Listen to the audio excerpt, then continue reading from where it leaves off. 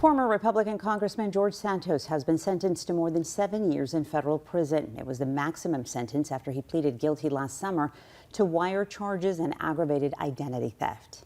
Welcome back to Action News Midday. ABC's Perry Russum has more about the sentencing and why Santos said he should face less time for his crimes. Jason and Graciela, it has been a remarkable fall for the former congressman who was once seen as a rising star in the Republican Party. Today, he becomes a convicted criminal.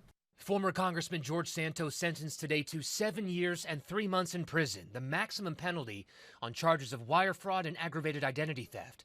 Santos crying in court, struggling to speak as he tried to express his remorse. Santos saying he undermined the faith in the institutions he swore to uphold.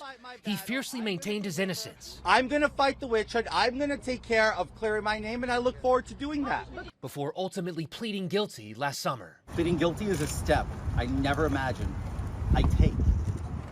But it is a necessary one because it is the right thing to do. Prosecutors say the 36-year-old charged donor credit cards without authorization, bought designer clothes with campaign money, and took unemployment benefits while working. Prosecutors calling it a brazen web of deceit.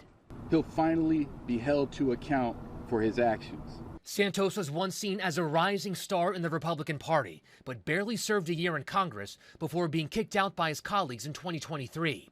Prosecutors argued Santos remained unrepentant for his crimes, asking the judge for the maximum sentence of 7 years and 3 months. As a part of his plea deal, Santos agreed to pay nearly $600,000 in fines. The judge delaying his sentencing by more than 2 months after Santos asked for more time so he could make money off his podcast to help pay his fines. In a letter to the judge this week, Santos said he takes full responsibility for his crimes, but he was not happy with the way he's been treated by the Department of Justice. He says he felt like prosecutors were trying to drop an anvil on his head. In Washington, Perry Russum, ABC 30 Action News.